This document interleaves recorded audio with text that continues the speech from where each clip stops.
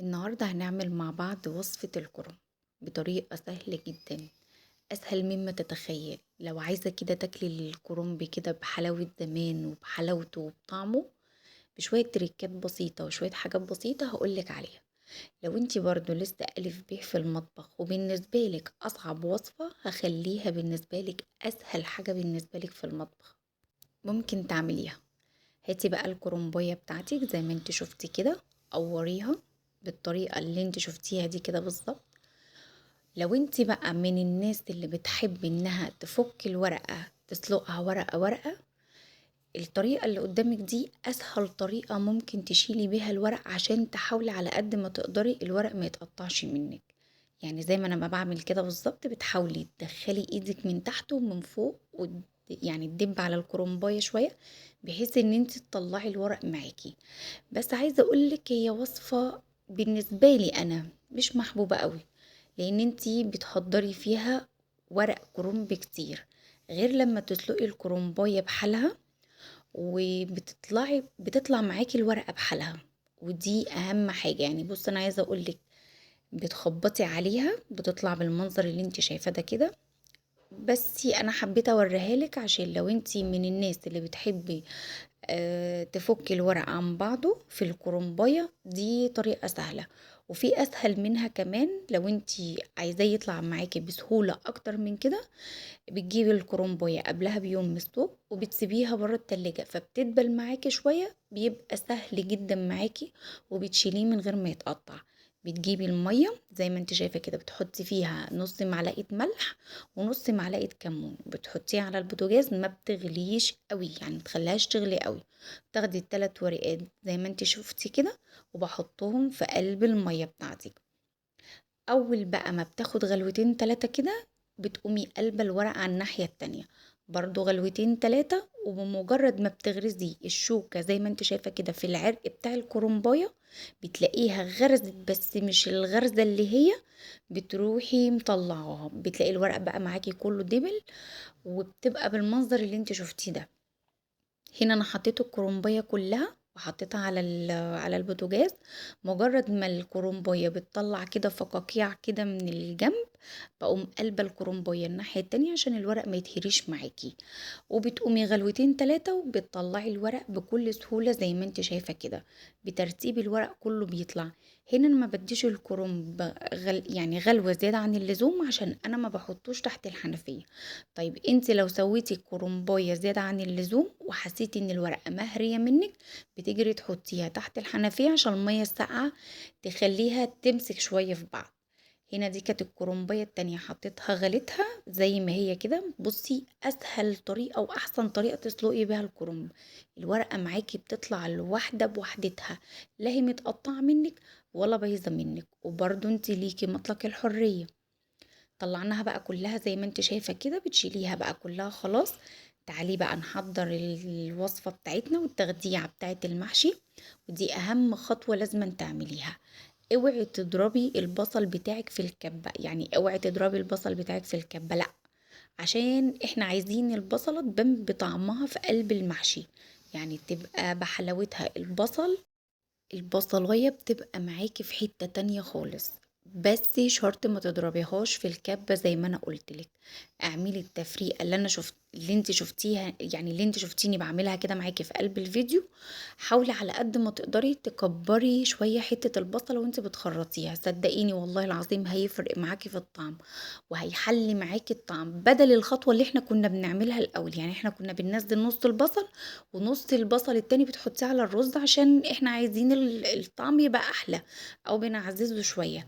هنا الخطوة دي بتغنيكي عن الحتة دي، ان انت لما بتكبري في التقطيعة بتاعة البصلة بتاعك بتدي طعم.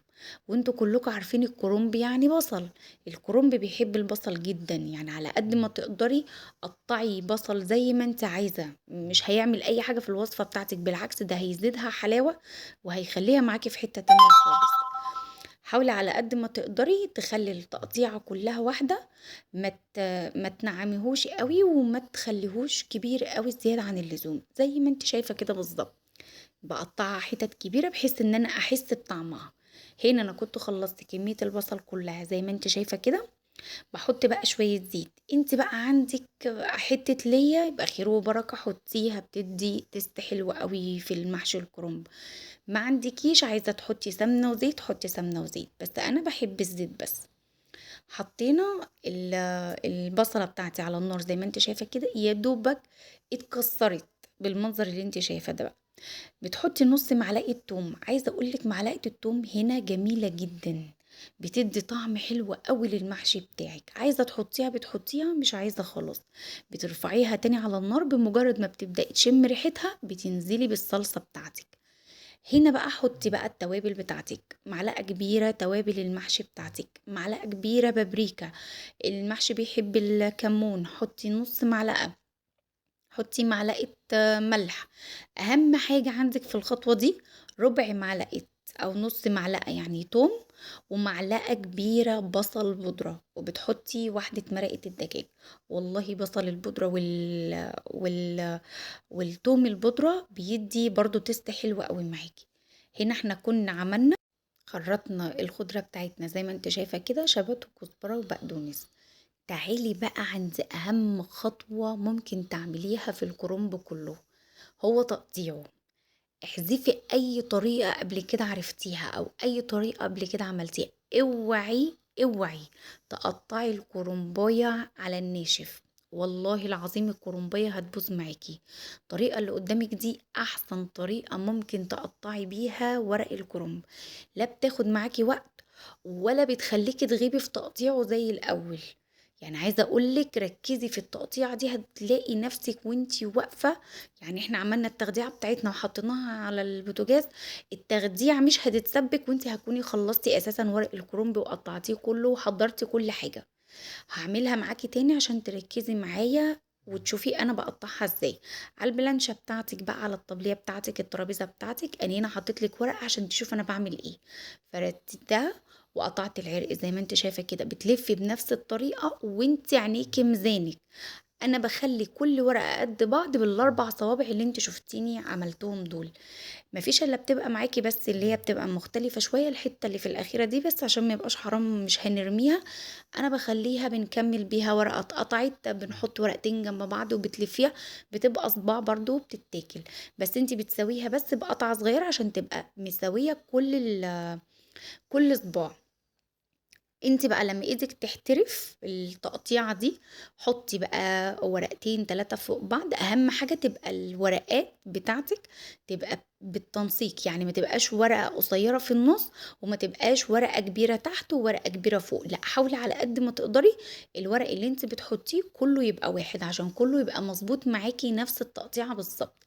بتعملي الاربع صوابع زي ما انا وريتك كده. ده بالنسبة لي انا طول الصباع كده حلو، يعني انا بالنسبة لي طول الصباع كده مظبوط. يعني اهم حاجة بقى مش طول الصباع معايا، يعني اهم حاجة مش طول الصباع، عرض الورقة نفسها دي اهم حاجة معاكي. بصي هنا انا بوسطن يعني حتى الاربع صوابع، اما عملتهم حسيت ان في حتة زيادة كمان، فانتي بتوسطني يعني حاولي بقى عينيكي ميزانك زي ما انا قايله لك كده، بتوسطني وتعملي الاربع صوابع. عايزة ازيد بتعملي ازيد، بس اهم حاجة طول الورقة معاكي. اوعي تفكري تصغري الورقة بتاعتك. هقولك على حاجة، انت برضو ليكي مطلق الحرية، في ناس بتحب الورقة يعني الورقة تكون صغيرة وفي ناس بتحبها كبيرة. التقطيعة دي هتظبط معاكي الورقة في اللفة التانية التالتة، بحيث انها لما تترفع على البوتاجاز ما تفرفرش منك وتبوظ منك، ولما تيجي تكبي في قلب الطبق بتاعك تبص تلاقي الرز في حتة والورقة بتاعتك في حتة. بصي كل التقطيع زي بعضه، دي زي دي ودي زي دي، ممكن بس تلاقي ورقة او ورقتين اللي هي كبيرة شوية وانت بتلفي بتقسمي الورقة نصين بس. بس ما بتهدرش بقى معاكي كمية كرنب زي الاول ولا بتاخدي وقت معاكي زي الاول. بصي حاجة كده الله أكبر، هنا التسبيكة بتاعتنا كانت خلاص اتسبكت ومحدش يقول لي زيت كتير. أنا بحب الزيت على فكرة في المحشي، بحس ان هو بيديله تيست حلو قوي يعني، المحشي بيحب الزيت. هنا كنا غسلنا الرز بتاعنا غسلة حلوة وبنقلبه وبننزله بقى مع الخضرة بتاعتنا. بتدي بقى تقليبة وبتشوفي ملحك مظبوط، النكهة بتاعتك مظبوطة، الحاجة بتاعتك مظبوطة. والله العظيم يا بنات لو حطيتي حتى شوية فلفل اسود وشوية ملح، عايزة اقولك حجم يعني ايه، البصل اللي انت خرطتيها بنص معلقة التوم دي هتنقل معاكي المحشي في حتة تانية خالص، هتحليها. يعني بصي مش بقولك بقى توابل ولا قرنفل ولا جنزبيل ولا المحبهان، بقولك لو حطيتي شوية ملح وشوية فلفل هتخلي معاكي المحشي بتاعك في حتة تانية خالص. كفيلة بس البصلة بالتقطيع اللي انت قطعتيها هتحلي معاكي المحشي. هنا كنا فردنا الورق الاخضر تحت و... وابتدينا بقى الف. بصي عايزه اقولك طول الصباع انا بالنسبه لي طول الصباع كده مظبوط، بس خدي بالك كده من اللفه، هتلاقي اللفه يعني بتلف الصباع بتاعك مرة والتانية والتالتة، ودي أهم حاجة عشان ما تيجي تفضي المحشي بتاعك في الطبق بتاعك أو الصينية بتاعتك تلاقي الصباع نازل بصباعه، ما تلاقيش يعني أنا بشوف ناس لما بتيجي تفضي المحشي بتاعها أنا بحس إن هو بينزل الورقة بتفك لوحدها والصباع تحسي شوية الرز مبرومين لوحديهم. فانتي طول الورقة بتاعت المحشي مش مشكلة، اللي انت عايزاها يعني ان شاء الله حتى بتحبيها قد صباعك الصغير اعمليها في التقطيع، بس اهم حاجة طول الورقة بتاعتك لازم ان الورقة تتلف مرة والتانية والتالتة عشان تمسك نفسها في التقطيع. هنا انا كنت خلصت الكمية زي ما انت شايفة كده، وبقيت الكرنب يا بنات لفيت حلة تانية حطيتها على التلاجة تاني يوم، فوت يوم بعديها بيوم.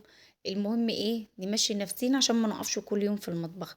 هنا خطوة مهمة، وانتي بتسقي المحشي بتاعك حاولي على قد ما تقدري ما تعديش الصباع اللي فوق عشان ما يطرش منك زيادة عن اللزوم، وفي نفس الوقت ما يبقاش ني معاكي. فاهماني؟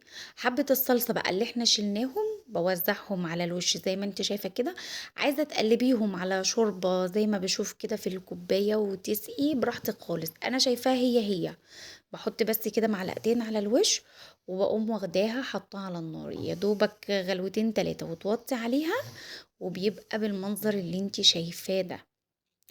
والله العظيم يا بنات شوية محشي قوليش لعدوك عليهم بقى. عايزة اقولك بقى في حتة تانية خالص محدش هياكله منك الا ويقولك تسلم ايدك. قبل ما اختم معاك الفيديو، اوعي تفكري تقطعي الكرنب بتاعك على الناشف، دي بالنسبة لي كانت اهم معلومة في الفيديو. وتاني معلومة ان انتي ما تصغريش البصلاية بتاعتك او ما تضربيهاش في الكبة، يعني هما الاتنين دول بالنسبة لي دول اهم حاجة. نص معلقة التوم عايزة تحطيها بتحطيها، مش عايزة تحطيها ما بتحطيهاش، وبس كده. دي كانت اهم حاجة كنت عايزة اقولك عليها النهاردة في الفيديو. اتمنى الفيديو يكون عجبكم، ولو وصلت معايا لحد هنا تنسينيش تعملي لايك وتعملي متابعة عشان يوصلك كل جديد.